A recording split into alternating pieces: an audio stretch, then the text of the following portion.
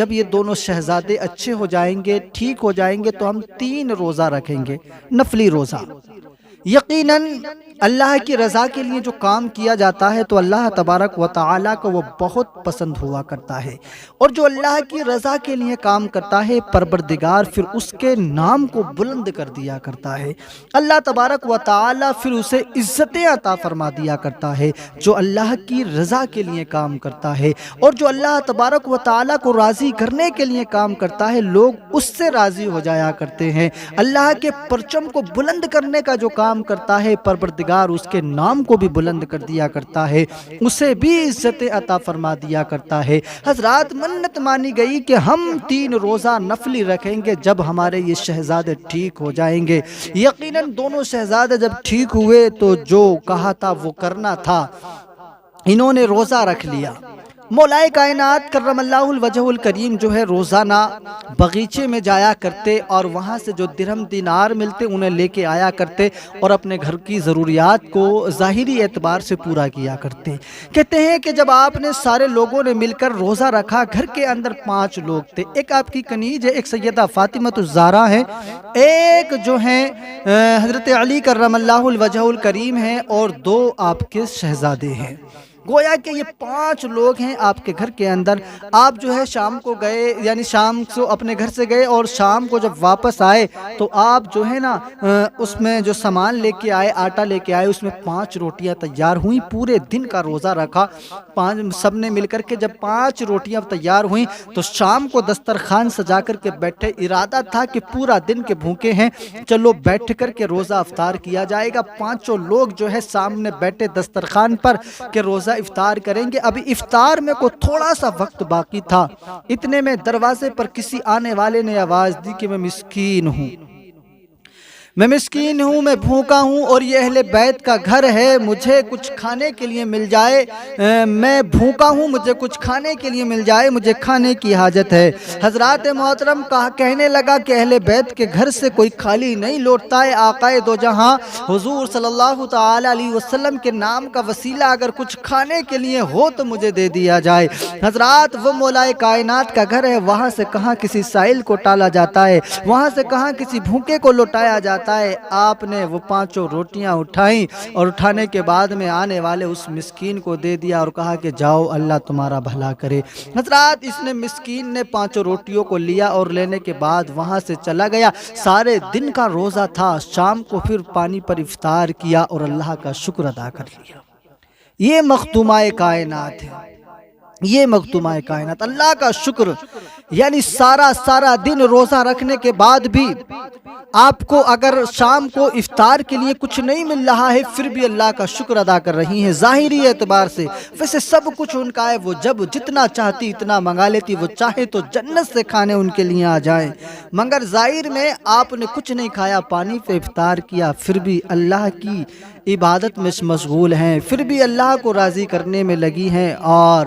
آج کل میری ماں بہنوں کا بھی یہ حال ہے کہ پہننے کے لیے کئی جوڑی کپڑے ان کے پاس موجود ہیں، پیسوں کا انتظام دیکھیں تو کئی سال کا پیسوں کا انتظام موجود ہے، کئی جوڑیاں جوتیاں اور تمام انتظام ہمارے گھروں کے اندر موجود ہیں، لیکن اللہ کا دیکھیں آپ کس طریقے سے ناشکری کی جا رہی ہے کہ ہمارے پاس تو پہننے کو نہیں، کھانے کو نہیں، تمام باتوں میں ہم اللہ کی ناشکری کرتے نظر آ رہے ہیں۔ لیکن یقیناً ہمیں سیکھنا چاہیے مخدومہ کائنات سے کہ جس نے فاقہ تو کیا، بھوکی تو رہی، مگر پھر بھی ہر حال میں اللہ کا شکر ادا کیا، اللہ کا شکر ادا کیا۔ دیکھیں اللہ کی عبادت کی، نماز کو پڑھا، اللہ کی عبادت کی، اگلا دن آیا آپ نے پھر جو ہے روزہ رکھ لیا۔ روزہ رکھنے کے بعد میں شام کو پھر مولا کائنات آٹا لائے، اس میں سے پھر 5 روٹیاں تیار ہوئیں، دسترخوان پر بیٹھے کہ چلو آج مل کر کے افطار کریں گے،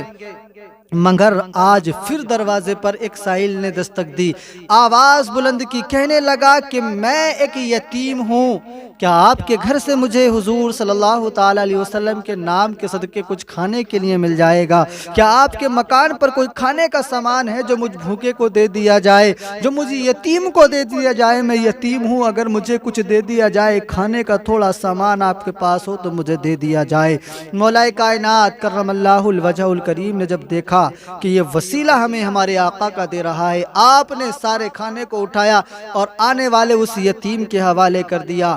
2 دن کا روزہ اور دونوں دن کی افطار پانی پہ کی، مگر اللہ کا شکر ادا کرنا نہیں چھوڑا، اللہ کو راضی کرنا نہیں چھوڑا، اللہ کی عبادت سے منہ نہیں موڑا، اللہ کی عبادت کی اور اس کا شکر ادا کیا۔ مولا تیرا احسان ہے، تیرا شکر ہے، ہمیں افطار کے لیے پانی تو موجود ہے۔ آخر کار گویا کہ تیسرا دن آ گیا، تیسرا روزہ رکھ لیا، اور تیسرا روزہ رکھنے کے بعد شام کا وقت آیا، روٹیاں تیار ہوئیں کہ چلو آج بیٹھ کر کے افطار کریں گے، مگر پھر روزے کی افطار سے تھوڑی دیر پہلے کسی نے دروازے پہ آ کر کے کہا کہ میں قیدی ہوں، غریب ہوں، کہ میرے کھانے کا انتظام ہو سکتا ہے،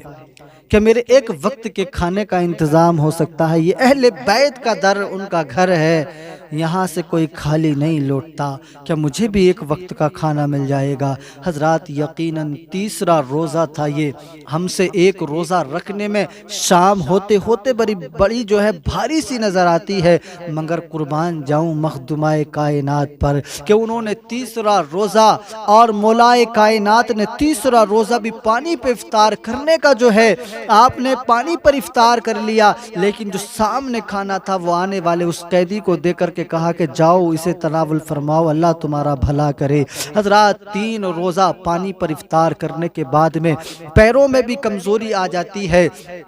اچانک حضور صلی اللہ تعالیٰ علیہ وسلم آپ کے مکان پر تشریف لائے، اور جب میرے آقا تشریف لائے تو میرے آقا نے دیکھا کہ آپ کی بیٹی مخدومہ کائنات کے چہرے پر جو ہے وہ رونق سی نظر نہیں آ رہی ہے، جو رونق آپ کے چہرے پر ہوا کرتی تھی، کیونکہ 3 دن سے فاقہ ہے، 3 دن سے روزہ رکھا جا رہا ہے، افطار پانی پہ کی جا رہی ہے، کمزوری کے آثار سے نظر آ رہے تھے۔ میرے آقا نے ارشاد فرمایا، بیٹی کیا کوئی مصیبت، کوئی پریشانی ہے؟ کس وجہ سے تمہارے چہرے پر یہ مایوسی، اور کس وجہ سے تمہارے چہرے پر جو ہے یہ جو تمہارے چہرے کے آثار، یہ تمہارا چہرہ مرجھایا سا نظر آ رہا ہے؟ حضرات محترم اتنے میں آپ کچھ بولتے، میرے آقا کی بارگاہ میں حضرت علی کرم اللہ الوجہ الکریم نے عریضہ پیش کیا، کہنے لگے یا رسول اللہ، ہم نے 3 روزہ رکھنے کو کہا تھا کہ میرے بیٹے ٹھیک ہو جائیں گے تو ہم 3 روزہ رکھیں گے، ہم نے 3 روزے رکھے، مگر افطار کے وقت میں روزانہ کبھی کوئی یتیم آیا، کوئی قیدی آیا اور کوئی غریب آیا، ہم نے تینوں کی مدد کر دی، اور ہم نے جو ہے 3 روزہ پانی پہ افطار کیا ہے، اس کی وجہ سے چہرے پر یہ غم، چہرے پر جو ہے نا یہ کمزوری کے آثار سے نظر آ رہے ہوں گے۔ حضرات محترم میرے آقا نے ارشاد فرمایا، اے علی ذرا یہ تو بتاؤ، جو آنے والا یتیم تھا، جو آنے والا قیدی تھا، جو آنے والا مسکین تھا، کیا تم نے اسے دیکھا تھا؟ یہ دیکھیں غیب، دیکھیں میرے آقا کا عطا، دیکھیں میرے آقا کی غیب، دیکھیں اور کتنی دور سے میرے آقا دیکھ لیا کرتے ہیں، جس کے بارے میں آپ سنیں گے تو حیرت میں رہیں گے کہ بات تو مولائے کائنات کے گھر کی ہے، مگر حضور صلی اللہ تعالیٰ علیہ وسلم کو اپنے گھر میں کیسے پتا ہے؟ میرے آقا نے ارشاد فرمایا، اے علی ذرا بتاؤ، جو یتیم بن کے آیا تھا تم نے اسے کبھی دیکھا؟ جو غریب بن کے آیا تھا تم نے اسے کبھی دیکھا؟ جو قیدی بن کے آیا تھا کہ تم نے اسے کبھی دیکھا؟ تو آپ نے عریضہ پیش کیا، یا رسول اللہ، آج سے پہلے میں نے کبھی اسے اپنے شہر میں نہیں دیکھا، آج سے پہلے میں نے کبھی اسے مانگتے کھاتے نہیں دیکھا، پہلی بار ان کے چہروں پر دیکھا۔ تو میرے آقا نے ارشاد فرمایا، پھر پہلی بار دینے مانگنے والے کو جسے آپ نے کبھی جانتے نہیں، آپ نے اس کے چہرے کو نہیں دیکھا، پھر آپ نے اسے عطا کیسے کر دیا؟ تو آپ کہنے لگے، یا رسول اللہ، وہ آپ کے نام کا وسیلہ لے کے مانگ رہا تھا، ہم نے یہی ارادہ کیا ہے کہ جو آپ کے نام کے وسیلے سے مانگے گا وہ جانے، اس کا کام جانے، مگر ہم آپ کے وسیلے کو، آپ کے وسیلے سے مانگنے والے کو کبھی بھوکا نہیں رہنے دیں گے، کبھی اسے مایوس نہیں چھوڑیں گے۔ ہم نے آپ کے وسیلے سے اس نے مانگا تو ہم نے عطا فرما دیا۔ کہا آپ نہیں جانتے لیکن میں جانتا ہوں وہ کون ہے۔ میرے آقا نے ارشاد فرمایا تھا،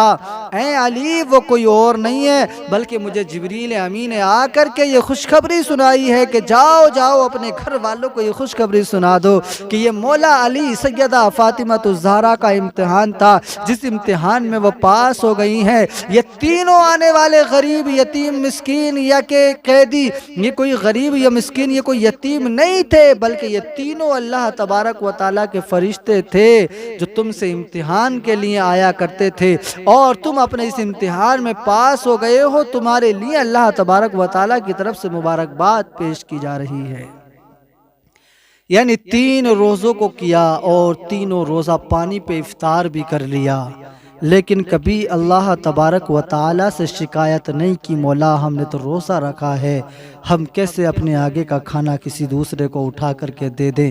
ہر حال میں آپ نے اللہ کا شکر ادا کیا، مولا تیرا احسان ہے۔ ہر حال میں آپ نے اللہ کو راضی کرنے کا کام کیا۔ مسلمانوں ہمیں درس لینا چاہیے اپنے آقاؤں کے اس انداز سے، ہمیں درس لینا چاہیے اپنے پیاروں کے اس انداز سے کہ آپ نے ہر حال میں اللہ کا شکر ادا کیا، مگر ہمارے پاس تو کئی سال کے انتظامات موجود ہیں۔ الحمدللہ ہمارے پاس اللہ تبارک و تعالیٰ نے پیسہ بھی عطا فرمایا ہے، اناج بھی عطا فرمایا ہے، دولت ہے، سب کچھ ہے ہمارے پاس، مگر پھر بھی ہم اللہ کا شکر ادا نہیں کرتے۔ جس سے دیکھو وہ منہ جھکائے، اگر کسی سے پوچھ لو نا کس حال میں ہیں تو بڑا منہ پچکا کر کے کہے گا کہ جی بڑے برے حال ہیں، مت پوچھو، بہت پریشانی میں زندگی کٹ رہی ہے۔ ارے ذرا اللہ سے تو ڈر، ذرا اللہ کے خوف سے ڈر، یعنی وہ تجھے سب کچھ دے رہا ہے اور تو ہے کہ تو اس کی برائی کرنے میں لگا ہوا ہے، اس کی شکایت کرنے میں لگا ہوا ہے۔ ارے ہر حال میں اللہ کا شکر ادا کرو، اس نے جتنا ہمیں دیا ہے نا،